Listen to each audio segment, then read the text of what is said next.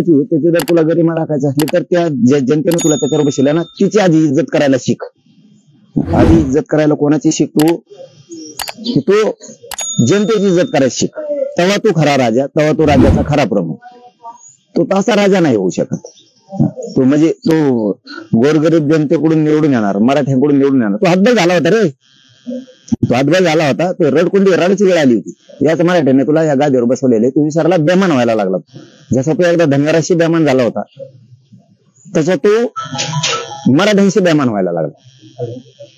आणि मग काय तू आता काही गुतत नाही म्हणून मी काय तुला सन्मानाचं बोलत होतो आतापर्यंत. त्यामुळे तू काय मग करू शकत नाही. तुझ्याशी करायला जाशील त्याशी तुला कळेल काच का या राज्यातले मराठी म्हणजे काय, राज्य म्हणजे काय, आणि तू फडणवीस म्हणजे काय.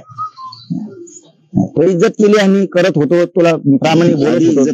पण तुला जे मस्ती आहे ना ती जायला तयार नाही तू, आणि मी सहन करायला तयार नाही. कारण तू ह्या पोरीसाठी एक शब्द ओलांडून तू सागर बंगल्यावर राहायला जाऊ शकत नाही. कारण तिची परीक्षा आहे. तू त्यावेळेस पत्रकाराला बोलताना बोलला, ही माझ्या पोरीची परीक्षा आहे, मला सागरवर का जात नाही. कुणी म्हणतं लिंबापूरले, कुणी म्हणतं काही. मी याच्यासाठी सागरला जात नाही, सागरून त्या वर्षाला जात नाही की माझ्या पोरीची परीक्षा. असं उत्तर त्याने पत्रकाराला दिलं देवेंद्र फडणवीसने. आणि तिचं भविष्य महत्वाचं आहे, शिक्षण महत्वाचं, म्हणून मी सागर. मग तो तिथून 500 मीटरवर जाऊ शकत नाही स्वतःच्या पोरीचा शब्द ओलांडून. तर माझ्या लेकराचे मुर्दे पडले रे देवेंद्र फडणवीस. आता 4 पोरांना आत्महत्या केल्या पोरांशी. लाज वाटून घेतो जरा. मी खानदानी मराठ्याचा आहे, अस्सल मराठ्यांचा आहे. मराठ्यांची पोरं मारायला लागलेत. कसला तुला फक्त तू जर तू पोरीत वेगळा भेदभाव करतो, दुसऱ्या मराठ्यांच्या पोरीत वेगळा भेदभाव करतो, काय जरा तू प्रमुख आहेस. जर तू केस मागे येऊन म्हणतो, किती जातीवादी असावा. त्यासारखा माणूस मुख्यमंत्री पदावर बसला, तुला सन्मानाने बोलला पाहिजे त्या पदाला, त्या पदाला सन्मानाने बोलला पाहिजे. तुला सन्मान, तू सन्मान घेण्यासारखं कामच करा ना. जनतेनं तुला दिलं, तू आधी जनतेला सन्मान द्यायचा शिक, मग तुला सन्मान मिळत. दिला तुला आत्तापर्यंत केस मागे तू केस उचकायला लागला. इकडे काय अधिकारी आणलेत, त्या अधिकाऱ्यांनी काय त्याला नाव कमायचं हाव लागली का काय त्याला? त्या आंबडचं कोणी तो त्याला हाव लागली का? गरिबांचे पोरं गुतून एकीकडून म्हणायचे केस मागे घ्यायच्या आणि दुसरीकडून केस उचकायच्या. केस काय कोण आलं ते नवीन? त्याला हाव लागली का नाव कमावायची? भेटा गरीबाचे मराठ्यांचे पोरं त्यांचं वाटलं करून तुला नाव कमावायचं आणि आमच्या पोरांचं वाटलं करायचं. तुला जर लेकर असले, तुला लेकराचं वाटलं केलं होती गप्प ना कशा तरी तू निघतशील. तुला वाटत असं आज मी अधिकारी आमकाय तामकाय, तू आज करशील वय, उद्याच्याला कधी काही तू हातात येशीलच. कारण तुला राज्यात कुठेतरी तू ड्युटी करणारच आहे. गरीबाचे लेकर जाळ्या तोडून तुला तिकडे त्यांना गुंतून टाकायचे. आंदोलनातले गरीबाचे पोरं त्यांच्या कसल्या बी ऑर्डर करायच्या आणि तुला नाव कमवायचं. तुला हाव लागली. अरे त्यापेक्षा साधे ते कर्मचारी आवडणार बरं. मग त्यापेक्षा कोतवलं बरं, त्यापेक्षा ते ग्राम तलाठी बरे. इतके जर घाण विचार असते एवढ्या मोठ्या दर्जाचे अधिकाऱ्याचे की गरीबाच्या आंदोलनातले पोरं गुतवायचे. एकीकडून ह्या देवेंद्र फडणवीस सांगायचे केस मागे घ्या, आणि एकीकडून तो ह्या अधिकाऱ्यांनी महसूलच्या गरीबाचे पोरं आंदोलनातले गुतवायचे आणि त्यातून त्याला बडेजाव घ्यायचा, मोठेपणा घ्यायचा. मी अशी कारवाई केली आणि मग त्या नाव कामायचं बढतीसाठी गरीबाचे पोरं मारतो काय तू? मग गमगुती तो नाव चांगलं व्हायचं नाही. तू कुठे घटणार नाहीस का? तो ह्या पोरांबद्दल, तो ह्या पोरींबद्दल असं झाल्यावर असंच करणार का गरीबाच्या? काय नीत येत तुमच्या आणि काय नाही. हा तो हातात अधिकारी म्हणून तू करशील काही विषय आणि आमच्या कटात सापडा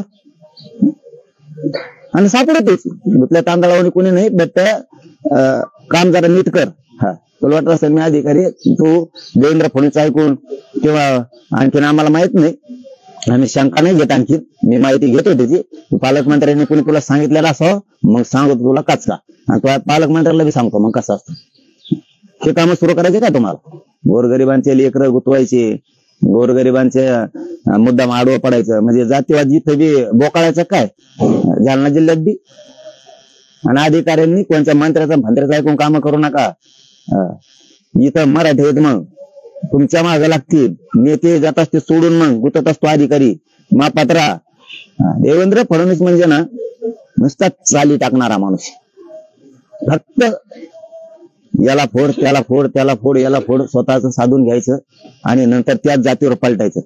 धनगराचा अनुभव मराठ्याला आला, 100% तंतोतंत आला। धनगरांची आणखीन कॅबिनेटच व्हायना आरक्षण द्यायची, एसटी आरक्षणाची।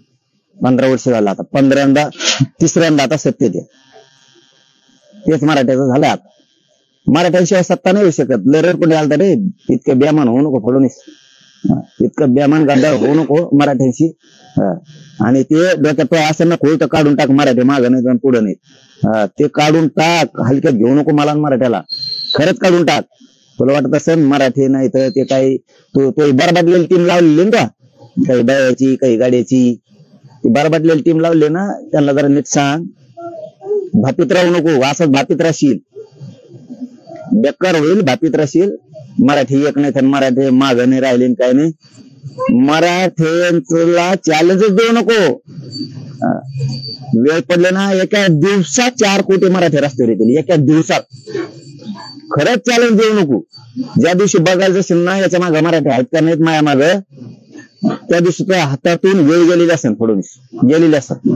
तुला फडणवीस शब्दात मला बोलायचं नव्हतं, प्रत्येक साहेब साहेब म्हणून बोलत होतो, तर बोलता बोलता उपोषण उठेल आमचं आता खोटं बोलून,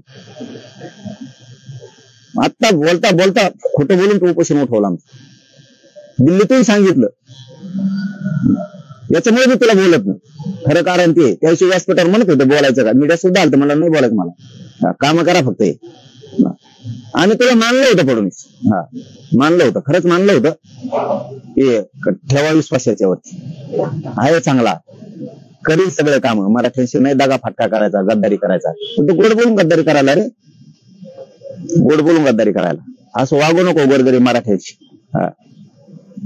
माझ्या गोरगरीब मराठ्यांची लय तळमळ आहे, गेले 4 पोर आमच्या आयुष्यातून आता दिसत नाहीत, ते आत्महत्या झाली मराठा आरक्षणासाठी, बीडला झाली, बदनापूरला झाली, त्या फुलंब्रीला झाली,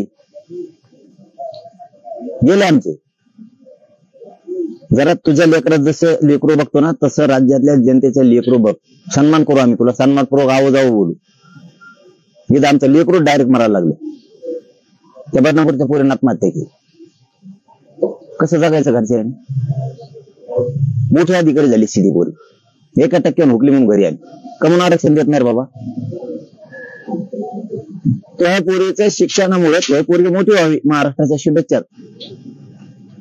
पण आमच्या पोरीचं काय, तू 500 मीटरवर जात नाही तिचा शब्द डावलू, राहायला नुसतं किती वेळ लागेल तिथून राहायला, 2 घंट्यात सागरून तिथे जाईल म्हणून, सागर बंगल्यावर वर्षा बंगल्यावर नाही जात तू पोरीचं ऐकून। आमच्या पोरी आत्महत्या करायला रे, त्या पोरीत आमच्या पोरी बघ काय चुकीचं बोलतो रे मराठ्यांना मी, तुम्ही डोळे उघडा, स्वतःच्या लेकीसाठी ते 500 मीटरवर जात नाही, तुमचे पोर आत्महत्या करायला लागले, उसा थोडीच वेळ आली तुमच्या पोराला मराठ्यांची। तुमचं वाजत बसता प्रत्येक वेळेस, हे पक्ष मा, हे नेता मा, हे पक्ष मा, पोर मरतील ना, आणि हे असं वागतोय, याला एकी बागाचे असले दाखवावं लागेल आपल्याला एकदा। याला वाटत जर असेल ना ते मराठी नाहीत, सरकारपेक्षा मोठा मराठा एकदा पुन्हा दाखवावं लागेल, मग हे खेटायला नाही येणार असं। याला सन्मानाने बोलतो होतं, केश मागले तर म्हणून केश आत्मा धरतो वर काढीत, तू काय असला कोणचा मुख्यमंत्री कोणचा गृहमंत्री आहे रे, तू काय करायले? आंध्रात एक सांगतोय, उजाडात एक करतोय, माझ्याशी बघा धनगर बांधवांना तू फसवला असेल, पण तुला सांगतो माझ्याशी गद्दारी करू नको। तू रडकुंडे आला होता याच मराठ्यांमुळं, तुला आनंदाचा दिवस उगलेला आहे, सत्तेत बसायचा। मराठ्यांशिवाय पान हलू शकत नाही, एकही तो आमदार म्हणू शकत नाही मला मराठ्याने मतदान नाही केले, एक सुद्धा। त्याच्यात जर हिंमत असली ना, फक्त मन म्हणा मला मराठ्याने मतदान नाही केलं, मी निवडून मराठ्यांमुळे आलो नाही, फक्त मन। इतकं बेमान नाही व्हायचं देवेंद्र फडणवीस, इतकं बेमान नाही व्हायचं। सन्मानानं 2-3 महिने झाले असतील सत्ता आलेली, सन्मानानं बोलत होतो पहिल्यापासून, तू दे शब्दापासून फिरायचं नसतं, जीव गेला ना तरी फिरायचं नसतं, हे महाराष्ट्राचा पण आहे। महाराष्ट्र हा सोपा शब्द नाहीये, महाराष्ट्राला एकदा शब्द दिला ना त्याच्यापासून जीव गेला तरी फिरायचं नसतं। असे वीर महावीर घडलेले या मातीत, त्याच्यामुळे इथं दिलेला शब्द तो खराच करायचा, मग वेळ आली तरी कसली आली तरी चालत। तो आमच्या लेकरा बाळाच्या आयुष्याची खेळायलाच इथं 15 तारखेपासून साखळी उपोषण आता बेमोट सुरू होत आहे, पुढे टप्प्याटप्प्यात हे राज्यभर वाढवलं जाणार आहे. आता प्रत्येक गावागावात वाढवलं जाणार आहे टप्प्यानुसार, टप्प्याटप्प्यानं. आम्ही आझाद मैदानलाही पाणीला जाणार आहे. तारीख लवकरच सांगतो आम्ही, कारण ह्याने भयंकर फसवणूक केली. एवढी मोठी फसवणूक केली की गॅजेट शिंदे समितीकडे म्हणजे लगेच लागू करतो. आता शिंदे समितीकडे म्हणजे कायद्याकडे म्हणतो मी. याला हे सांगितलेलं पटत नाही देवेंद्र फडणवीसला. कायद्याकडे म्हणजे आता नुसतं सरकारकडे ते घ्यायचंय आणि ते त्याची अंमलबजावणी करून लागू करायचे. तीनही गॅजेट आहे. आमच्या महाराष्ट्राचं कल्याण होतं, मराठवाड्याचं होतंय, पश्चिम महाराष्ट्राचं होतंय, काही विदर्भ आणि पूर्ण खानदेशाचं होतं. इतकं कल्याण होत. लावित नाही, नुसतं हिंडतोय. इकडे जा सभाला, तिकडे जा सभाला, इकडे जा सभाला, इकडे दाखवतो एक हेलिकॉप्टर येतो तिसरंच घेऊन, म्हणजे आम्हाला दाखवते एक का मग चालले तिसरीच. आम्हाला गोरगरिबांनी तुमच्यावर बोलायला फेकायचे आणि यांचा लय त्रास आहे म्हणून लोकांना सांगायचं आणि मग लोकांनी तिथला उठाव करायचा आणि यांच्यावर बोलायला फेकायचे. लोकांनी गोरगरिबांनी निवडणुका मग हातात घ्यायच्या आणि यांच्यावर बोलायला फेकायचे आणि यांनी थोडे दिवस झाले की मग हळूहळू दम्माने जवळ यायचं.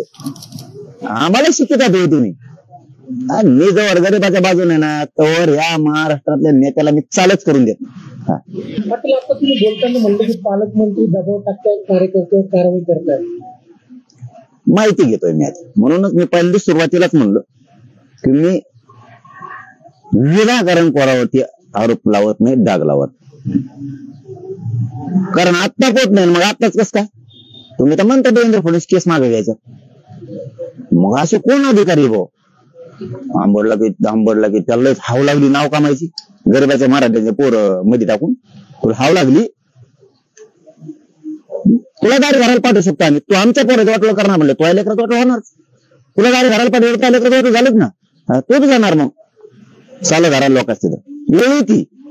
आज आमच्यावर आली एक ना एक दिवस तयारी, वर्षांनी, 4 महिने, वर्षांनी, 10 वर्षांनी, कुठे ना कुठे गच्ची प्रॉपर्टीच गच्ची. ते ना आम्हाला बी खेळता येत, आम्हाला बी सापडत येतं कोणाकडे किती भ्रष्टाचाराचं काय, कोणचे काम आहेत. तू सुय टोकत जरी घातला तरी झाला.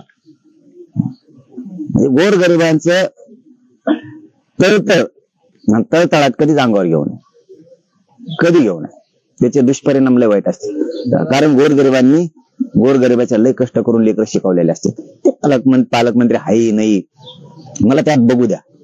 त्यांना जर अशा पद्धतीची स्टेप सुरू करायची असली तर मी खेटायला तयार आहे, पण ते मला बघू द्या. मोगम कोणाला आपण डाग लावू नये, कोणावरती आरोप करू नये. विनाकारण काही नसून एखाद्यावर आरोप करणं आपल्या शोभत नाही. आतापर्यंत तरी क्लिअर चांगले काम आहेत त्यांचे, पालकमंत्र्याचे आतापर्यंत. त्यामुळं समाधानी आहेत लोक, आम्ही सुद्धा. काय गरज नाही आरोप करायची अजिबात. पण याच्यात आम्हाला संशय, याच्यात जर निघलं मग खेटाखेटी होणार. दादा, तुमचं हे साखळी उपोषण जे आहे ते किती दिवसांचं असणार आहे आणि मुंबईला केव्हा जाणार असाल तर म्हणजे पहिल्यासारखेच कोटीनं मराठा घेऊन जाणार? हे साखळी उपोषण बेमुदत आहे. साखळी उपोषण बेमुदत आहे. साखळी उपोषण 10-5, 10-20 पोरं बसत राहणार. आम्ही काही गावं निवडणार आहेत, त्या गावाचे लोक रोज 10-5 येऊन बसणार. साखळी उपोषण सुरू होणार आणि हे लोन हळूहळू राज्यात प्रत्येक गावात सुरू होणार. साखळी उपोषणात प्रत्येक गावात. इथं एकदा 15ला बसलं की हळूहळू प्रत्येकाच्यात होणार. इथं आम्ही काही ठराविक गावं मिळून ठरवणार आहेत की रोज एका गावाने बसवायचं. गावाने म्हणजे 10-5 पोरांनी. ते काय आम्ही हे साखळी उपोषण आता बेमध्ये सुरू ठेवणार. 10-5 पोरं बसणार, असं काय लाखांनी बसणार नाही. प्रत्येक वेळेस आम्हाला काय दाखायची गरज नाही. कोणी म्हणतोय म्हणून आम्हाला काही करायची गरज नाही. काही जण म्हणते याच्या मागे लोक नाही, लाखभर लोक रोज घेऊन हिंदू का संघ रोज. ज्या टायमाला हाक मारले त्या टायमाला डोळे फाकलेले त्यांची. हेच येत ना, हे राजकारणी नेत्यांच्या पाय चाटून जगणारे लोक आमच्यावर जे नाव ठेवतात ना, ज्यावेळेस हाक मारतात ना त्या टायमाला कसलंच ग्राउंड बसायला राहत नाही आम्हाला, कसलंच. आपण एकदा दाखवू, आता आम्ही निवडणूक झालेली त्याच्यामुळे एकदा दाखवू. मग आम्हाला नाही 5 वर्ष दाखवायची गरज, एकदा दाखवू. पण आम्ही मराठी मग आहे त्यांना इतका पुढे कार्यक्रम लावून आम्ही एकदा दाखवू मराठी कसे आहेत. म्हणजे त्यांचं तिथून पुढे बंद होऊन जाईल सगळं. दुसरा तुमचा प्रश्न होता की मुंबईला आम्ही 2-3 दिवसातच घोषणा करणार आहे तारखेची. कोणत्या तारखेला आम्हाला पाणी जायचं, आम्हाला ग्राउंड तर बघू द्या एकदा. कारण ह्यावेळेस लय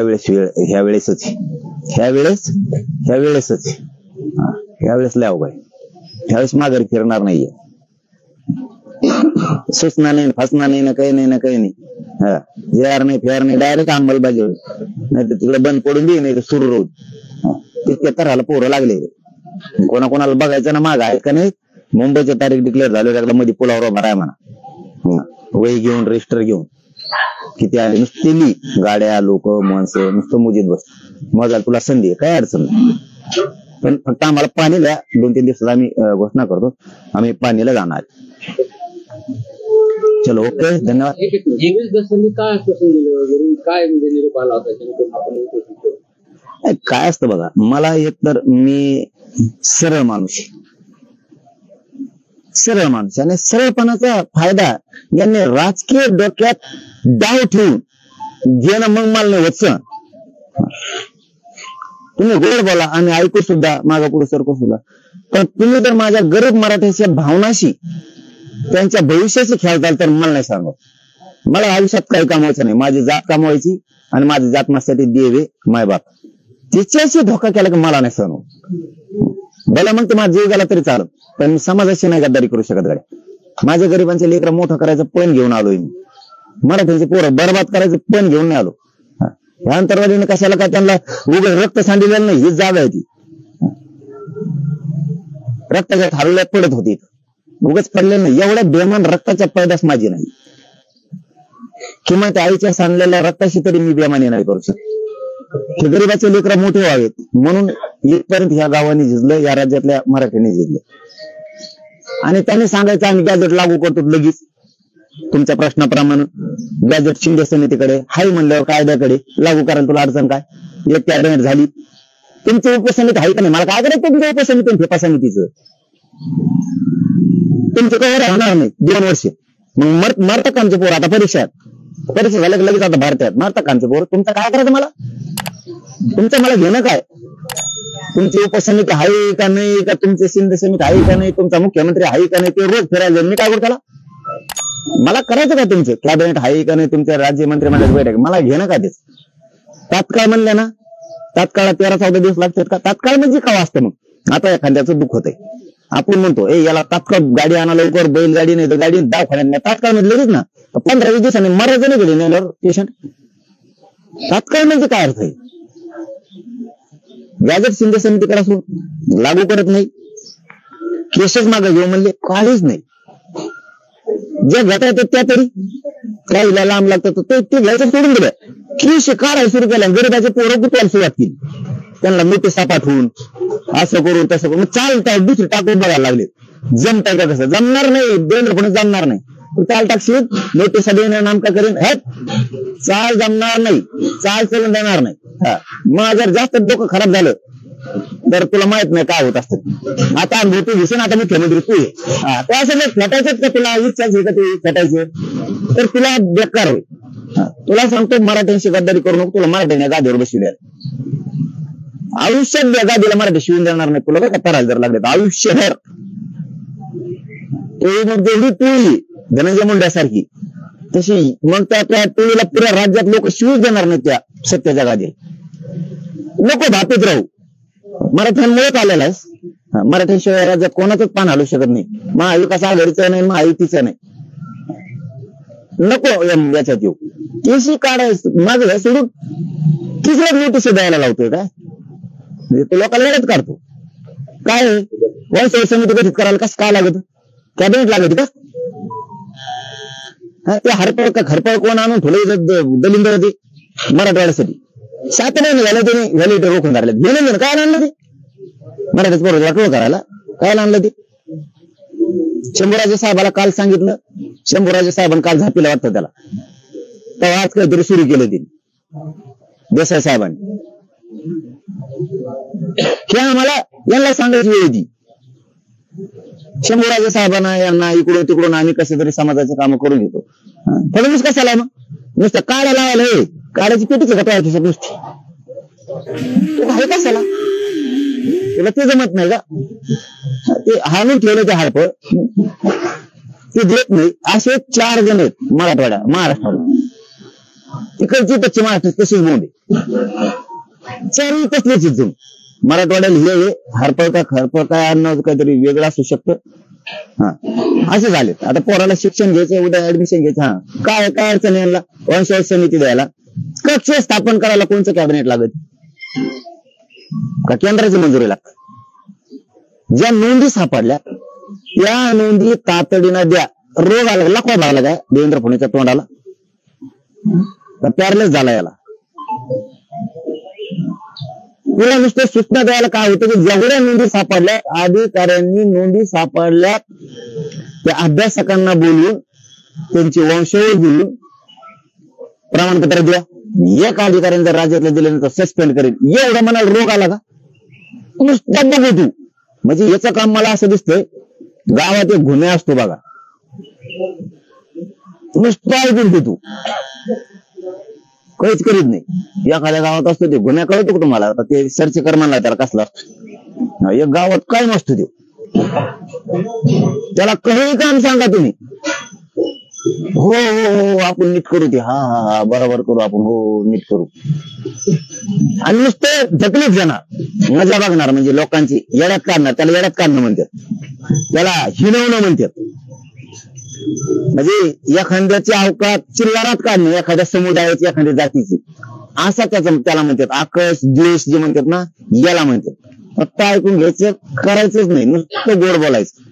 ही भूमिका आपल्यापेक्षा गोड जमत नाही. आपण कोणत्याच मंत्र्याला सोडत नाहीत. शिंदे साहेब सुद्धा सोडलं नव्हतं मुख्यमंत्री असताना. त्याच्यामुळे शिंदे साहेब चुकत बी नव्हते. एकदा दोनदाच आम्ही शिंदे साहेबाला बोललो होतो चुकले की, त्याच्यानंतर त्यांनी सांगून ते करतच गेले. म्हणजे जे सत्य आहे ते हे करतच नाही, नुसतंच चलत वर तोंड करून कुंकडे बी नुसतं करा म्हणतात. काय किती सोपा विषय. ज्यांच्या नोंदी सापडल्या त्यांच्या पटापट कुणबी प्रमाणपत्र द्या. याला कॅबिनेट लागत नाही. नोंदी शोधायच्या बंद करू नका. हे स्थानिक अधिकाऱ्याला तो समिती होऊस तर, शिंदे समिती होऊस तर 15 वर्षांनी गठीत करते. त्यावर आहे त्या अधिकारी शोधतात ना, त्यांना म्हणणं काम आहे की नोंदी शोधायच्या बंद ठेवू नका. ज्यांची मिळाली त्यांचे प्रमाणपत्र द्या. किती सोपं आहे. अरे तू काही रिझल्टच नाही ना. तुला नाही बोलायला, तुला इज्जत द्यायला, तुला सन्मानानं बोलायला काही रिझल्टच नाही सत्ता आल्यापासून. मला कोणी सांगा काय रिझल्ट. सत्ता आल्यापासून हे 2-3 महिने झाले. ह्या 2-3 महिन्याच्या काळात याने काय शिंदे समिती गठीत केली का वंशवाद समिती केली की मनुष्यबळ वाढून दिलंय? त्याने केसेस मागे घातल्यात.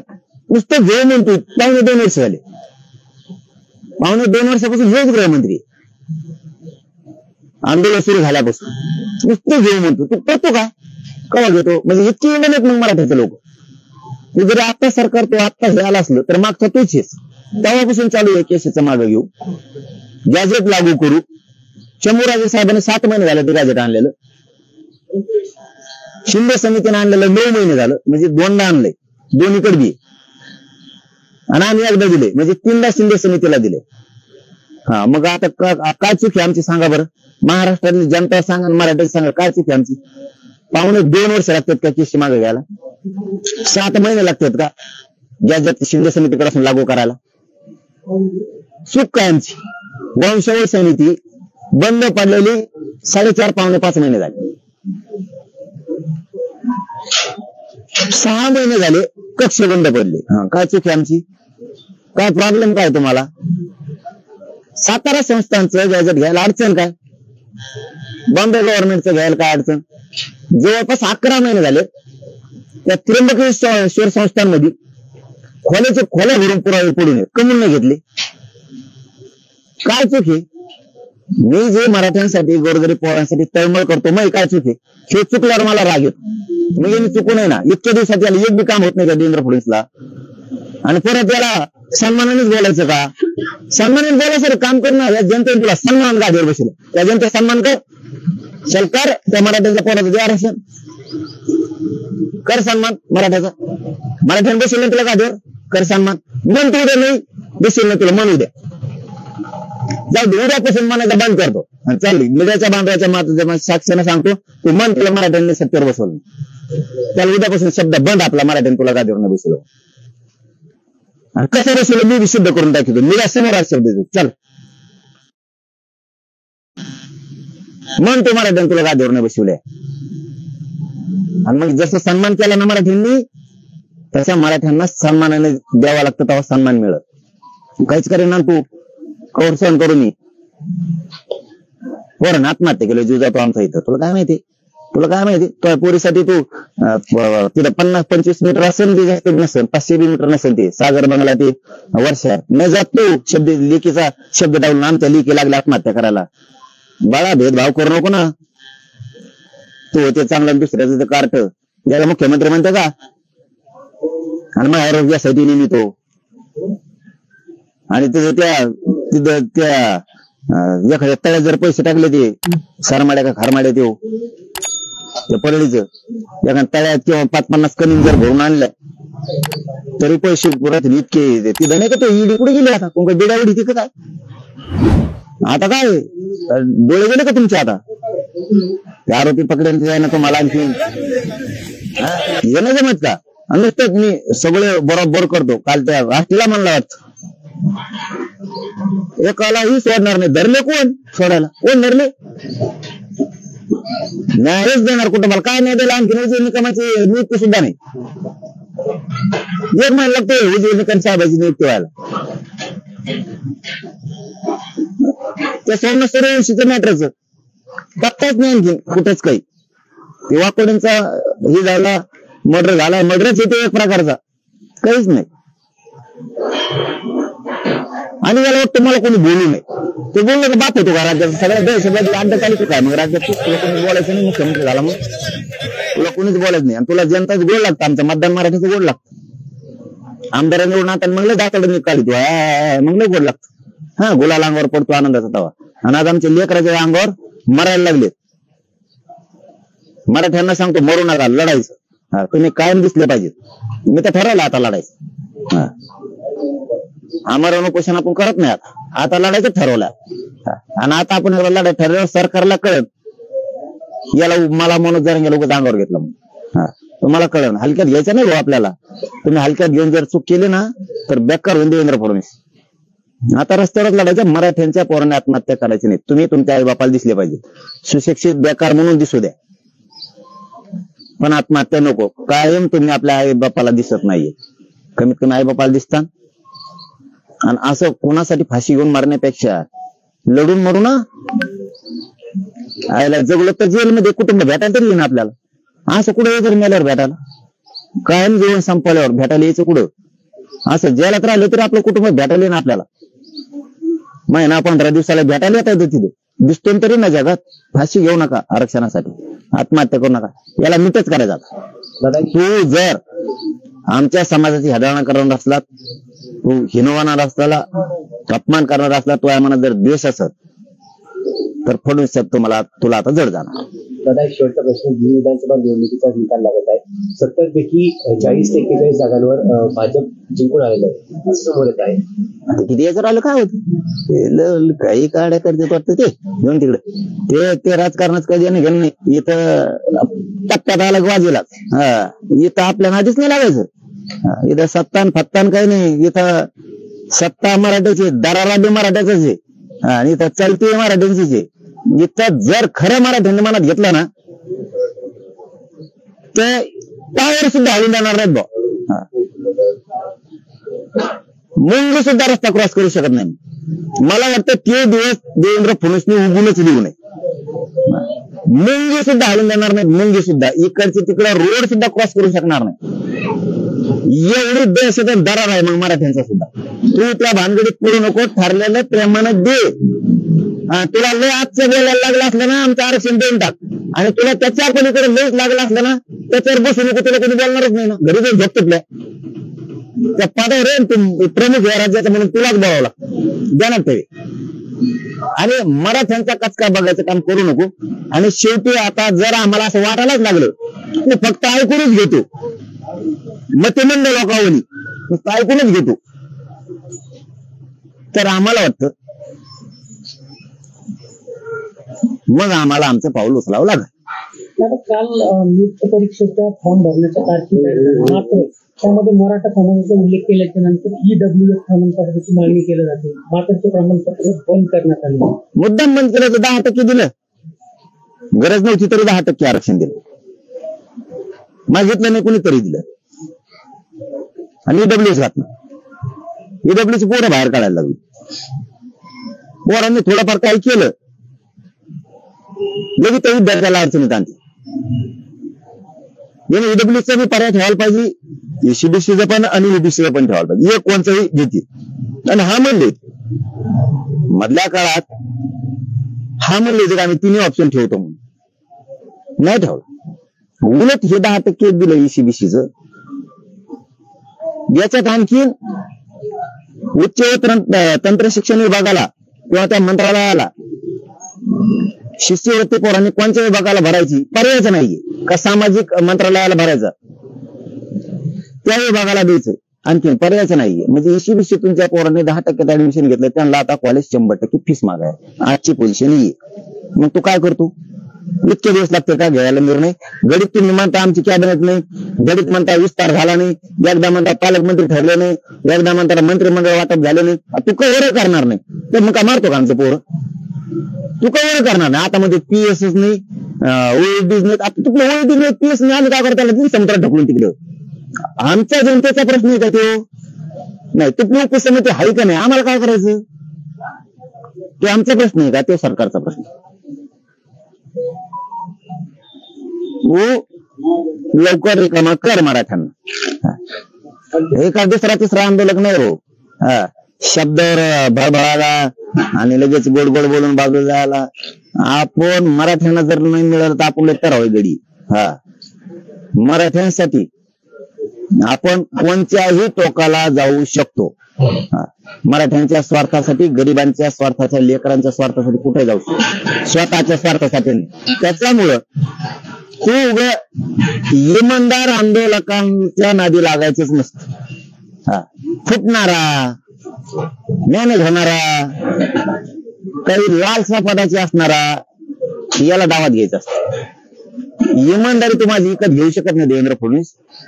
त्याच्यामुळे इमानदार आंदोलकाच्या नादीने लागायचं आणि त्याला खेटायचं. कारण ते त्या आगीशी खेळू नको. आणि मराठा एक मोठी आग आहे. मी आणखी बी एका हक्कीवर 2-2 करोड मराठी एका जागेवर येऊ शकतात. तू चॅलेंज देऊ नको फडणवीस मला. कारण मी इमानदारीनं माझं प्रामाणिकपणा या समाजासमोर सिद्ध केलेला आहे. मी माझा प्रामाणिकपणा, मी फुटत नाही, मॅनेज नाही होत म्हणून माझ्या समाजाशी मी प्रामाणिकपणा सिद्ध केलेला आहे. त्यामुळे त्या रात्रीत जर ठरवलं ना तर 2 करोड मराठी एका जागेवर आत्ताही येऊ शकते. त्यामुळे तू ती वाट बघू नको. सन्मान घ्यायचा असेल आणि तुला जर आतापर्यंत बोलायला लागला असलं तर आमच्या गोष्टी दी. आणि तुला जर वाटत असेल मला बोललं नाही पाहिजे तर त्या पदावर तू नसायला पाहिजे. तुला कोणीच बोलणार, येडं नाही शहाणं नाही, तू त्या पदावर आहे त्यामुळे तुला बोलणार. आणि तू नाही दिलं तर याच्यापेक्षा उग्र आंदोलन पुढे सुरू होणार. चलो, धन्यवाद. उपोषण तुम्हाला कुठल्या आश्वासनावरती सुटलं? तुम्हाला गोडगोड बोलून धोका दिला का? आणि मध्यस्थी सुरेश दस होते ते तुमच्याकडे आले का तुम्ही त्यांना म्हणला की आमच्यासाठी मध्यस्थी करा? का मुख्यमंत्र्यांनी धोका दिला का सुरेश दत्तांनी धोका दिला? सगळ्यात महत्वाचं हे पहिल्यांदाच प्रश्न असला आलाय 1.25 वर्षात म्हणून सांगतो. मी बळच कधीच मध्यस्थी कर म्हणत, जातवान असेल. मी या राज्यात बळच मध्यस्थी कर म्हणून 1.25 वर्षात जर एक फोन असला ते आंदोलन सोडून चाललो. मी माझ्या इच्छावर बसतो. मी ठरवून कधीच बसत नाही माझ्याकडे येईन. माझी इच्छा माझ्या समाजासाठी करायचं, डायरेक्ट जातो बसतो. कोण माझ्याकडे येईन नाही अशा मी कधीच धरीत नाही, कधीच जिंदगीत नाही. आला तरी येत नको. मग त्या प्रश्नात उत्तरले आधी महत्वाचं आहे माझ्यासाठी. ये नव्हतं नको, मला त्याशी देणं घेणार. कधीच आपण कोणालाच फोन लावून म्हणत नाही की मी उपोषणला बसलो मग तर ते मॅनेज आंदोलन झालं. ते उपोषण मॅनेज झालं. मग ते ठरून इकडून फोन करून सांगायचं तुम्हाला. हा ना, पण नाही मागण्या भागण्या असल्या तरी नाही. मी ज्या मागण्यासाठी बसलो आपण स्वतःच्या कोणत्यावर शक्तीवर बसायचं ना. माझ्या जातीची काय शक्ती कमी आहे का? नाही. मग मी का बसत नाही त्यांच्या जेव्हा? यांच्या जेव्हा काय मी बसतोय मग तू असला धंदा उभ्या आयुष्यात केला नाही, 22 वर्षात नाही केला. तेव्हापासून लोक डायरेक्ट जाऊन बसणार, त्यांना वाटलं ते येणार, नाही तर नाही येणार. किंवा त्यांचे कार्यकर्ते त्यांना सांगत असतील जा या, ती भाग मला नाही माहिती. पण मी स्वतःहून कधीच कोणत्याच आंदोलनाला बोलवत नाही. एक त्यांनी सांगितलं स्पष्टपणानं त्या दिवशी, गॅजेट शिंदे समितीकडे आम्ही ते तात्काळ लागू करतो. शिंदे समितीकडे म्हणजे कायद्याकडं. समिती ही कायदा आहे, कायदा बनवती ती. जसं की पाठीमागे सुक्रिया समितीनं कायदा बनवला 2020चा, तशी शिंदे समिती गठीत केली आणि ती कायदा आहे. आज नाही लागू केलं. हैदराबाद गॅजेट, सातारा संस्थांचं, बॉम्बे गव्हर्नमेंटचं नाही केलं. तुम्ही केसेस मागे घेऊ म्हणले. साधी प्रक्रिया. माणूस नाही का समाधानाला म्हणतं, आपण म्हणतो ना जे चल तुझं रान पिरून देतो उद्या, मग किमान जायचंच नाही त्याच्या तिथं, पण 2-4 मोडा ना व्हायना हाणून येतो ना पाठाभर, आणि मग काहीतरी कारण सांगून दुसरीकडे जातो पुन्हा. किमान तर सुरुवात तर करायला पाहिजे होती. सुरुवात एका केशीने उलट उकरायला लागलेत, नोटिसा द्यायलेत, नोटिसा. काही काही अधिकारी खूप असे उतावळे झालेत वाटतं. गोरगरिबांचे लेकरं गुतून नावारोपा लिहायचं वाटतं. बेटा तू नावारोपा लिहिशी, मराठ्याचं नावे लागल्यामुळे परत ते गटारा रंगा घेऊन तू कुठेतरी गटशील कशात तरी, आणि आम्ही मागे लागत असतो खोटं केल्यावर. खरं करा, खरं असेल तर 100% करा, आंदोलन सोडून असेल तर 100% करा. नोटिसा द्या नाही तर काही करा. आंदोलनातल्या पोरांवरती तुम्ही आंदोलक म्हणून त्याच्यावर अन्याय नाही करू शकत. त्याचं दुसरं काय असेल तर बंद असतं का, एकदम राईट म्हणणं आहे आमचं, पण आंदोलन म्हणून नाही. ते नाही केलं. शिंदे समिती सुरू नाही. तुम्ही जे आमचे प्रमाणपत्र आहे, तिसरा मुद्दा, त्याची व्हॅलिडिटी दिली जात नाही. 6-7 महिने काय गृहमंत्री होतो, कोणची सत्ता चालवतो, व्हॅलिडिटी दिली नाही. ते हरपळ आणून ठेवली घाण ती दगी. असे 4 जण आहेत महाराष्ट्रात, हे 4ही असंच करतात 4ही विभागात. आम्हाला म्हणले कक्ष सुरू करतो. कक्ष पहिले सुरू होते, शिंदे साहेब मुख्यमंत्री होते त्यावेळेस सुरू होते. तेच कक्ष नुसते तिथं माणसं नेऊन बसवायचे, नुसते माणसं नेऊन बसवायचे. तिथं दुसरं काय नाही करायचं, तिथं फक्त माणसं नेऊन बसवायचे. हे झालं. मोडी लिपेरचे अभ्यास द्यायचे त्यांना. पहिल्या वेळेस पगार नाही दिला म्हणून ते येणार. आता जर त्यांना डायरेक्ट म्हणलं ह्या फडणवीसनी ज्या मागण्या त्या दिवशीच्या कालच्या परवाच्या मान्य करायच्या ठरल्या, तेवढ्या पद्धतीशी एक कॉलम केला असता. या 5 मागण्या आहेत, याच्यासाठी अमुक माणूस, तू हे पटापट कामं करून घे असं सांगितलं असतं. मग तिकडे डावसला हिंड नाही, तिकडे हॉलंडला जाय, नाही तर लंडनला जाय, तिकडे कोणकडे हिंड. मग काय त्या एक माणूस नेमून द्यायचा. ह्या 6 मागण्या आहेत. हे त्या दिवशी ते धस आलता, तर बाबा याला सांगितलंय त्या दिवशी की ह्या 6 मागण्या करायच्या. एक माणूस आपल्या मंत्रालयातला नेमा आणि त्याला सांगा ह्या 6 सुईला काम सुरू करा. आता नंतर आम्हाला वाटलं असतं अमुक ओळी आहे, अमुक एक मंत्रालयात माणूस दिलाय त्यांनी, आणि आता ह्या 6 मागण्याचे तो कामाला लावलाय. कळच नाही, नुसतं इकडून उठिलं तिकडे मोकळे. कक्ष स्थापन करणं साधा विषय. त्यांनी जर 4था मुद्दा सांगतो, त्या देवेंद्र फडणवीसने जर सांगितलं ना, मराठ्यांच्या नोंदी शोधायचं काम स्थानिक अधिकारी सुरू ठेवा, ते समितीचा विषय बघा, सुरू ठेवा, आणि ज्या नोंदी सापडल्या त्याचे प्रमाणपत्र ताबडतोब द्या. किती मराठी खुश राहतील त्याच्यावर. ते साधं काम नाही. उलट ज्या नोंदी सापडलेल्या आहेत ना, हजारों पेंटिंग पडलेत, धाराशिवला पडलेत, ते संभाजीनगरचं तपासणीच बंद केली, जिल्ह्याची पूर्ण तपासणीच बंद करून टाकली. जालन्यात तर नोंदीच सापडणार, जालन्यात मराठीत नाहीत वाटतं, जालन्यात नोंदीच सापडत नाहीत. सगळं जालन्यात जळालेलं आहे. इकडून आग लागली होती काय माहित आता, तिकडून परतूरकडून लागली होती, इकडून घनसंगीकडून आंबोडकडून लागली होती, तिकडून भोकरदरकडून लागली होती. जालन्यात रेकॉर्डच नाही, सगळा जळाला अख्खा, मराठीच नाहीत जण जालन्यात. काय फडणवीस काय नाही, आणि परत तोच तुमतून वाजणार. मला त्या माणसाचा खरं सांगतो लय आदर वाटत होता की हो काम करणार आता आल्या. आणि सॉरी, आसपासचे जेवढे माणसं होते मराठ्यांचे ते म्हणायचे फडणवीस करीन राव आता निवडून आल्यावर, मग तो हवात नाही जायचा, लय बहुमताने आलाय, हवात नाही जाणार. आता तो मराठ्यांचे मन जिंकील, म्हणजे सांगायचं नव्हतं पण मनातलं सांगितलं मी तुम्हाला. हे आमच्या आसपासचे लोक त्यावेळेस असं म्हणायचे, फडणवीस आला ना मराठ्यांचा द्वेष नाही करणार, राग नाही करणार, ते उलट मराठ्याला आरक्षण देऊन टाकेल आणि मराठ्यांचं मन जिंकेल. आणि जसं जसं पुढे जाईल तसे तसे जात दाखवले. आला अवकात किती सोपे सोपे विषय केस माग करायचं तर ते नोटीस देऊन गुतवायची सुरुवात करायला लागला. तू म्हणजे हलक्यात घ्यायला लागला आम्हाला, काहीच करायला तयार नाही. तो वंश समिती जोडली नाही, ती गठीत नाही केली. तू माणूस नेमायला पाहिजे, ते करायला पाहिजे, याला विचारायला लागतं की सगळं सगळं आधी, आणि मग ते करायचं का नाही, कोणत्या जातीचा असतो असं काहीतरी जणू.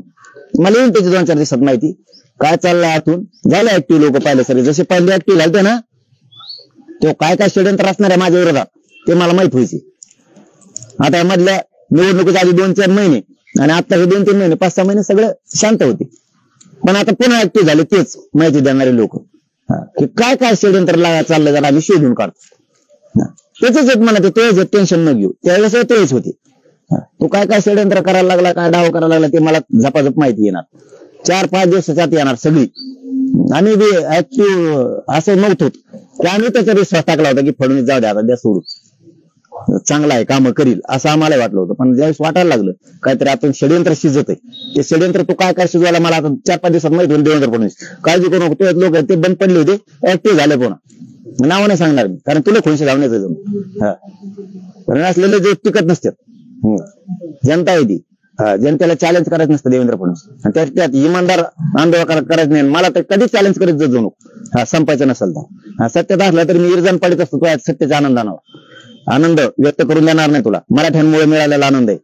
माझ्या लेकराला गोरगरीबाला आनंद आहे. जसं तुझ्या पोरीचे मोठे व्हावं वाटते तुला, तसे आमचे लेकर मोठे पोरी मोठ्या व्हावं वाटल्या पाहिजे. तू प्रमुख या राज्याचा, तुला भेद नाही वाटला पाहिजे. तुझी पोरगी आणि राज्याची पोरगी, राज्याचा पोरग तुझं पोरग तुला वाटलं पाहिजे, कारण पालक होतो तुझ्याकडे ध्यानात राहू दे. फुक्कडचे फाकट आगीत हात घालू नको, समजून घे मला काय बोलायचं. करायला लागलं तर बंद पडेल सगळं. मुंबईत येणार आहे, वाट बघ. आणि तू काय षडयंत्र करायला 4-5 दिवसात मला सगळी माहिती मिळेल, सांगतो तुला. फक्त त्यांचे नाव सांगणार नाही, कारण तू खुनशी आहे जणू, तू जेलात टाकी. तुला फक्त मीच वाचतात भेटलो, जेलात नाही टाकायला, कारण माझं काहीच नाही. त्याच्यामुळे तू द्यायचं बघत असतो, उलट देत असतो, मग तूच भीतीत असतो तिकडून. आपण घेता बी नसतो काही, आपल्याला काही नाही बी. उलट तुलाच माहिती पत्र लागत असलं घेऊन जाते घरावर. मी उघड्यावर राहीन पण तुला सोडणार नाही. मराठ्यांना मोठं केल्याशिवाय मी हातात नसतो. तो मग तुला लागलं नव्हतं, लागून घ्यायचं असलं तर घे. बघ तुला सुधारायचं तर बघ, सुधार, नसेल सुधारायचं तर नको सुधार. चॅलेंज नको करू मराठ्यावर. धन्यवाद. गर्जा हिंदुस्तान चॅनलला सबस्क्राईब करा आणि ताज्या घडामोडी जाणून घेण्यासाठी बेल आयकॉनवर प्रेस करा.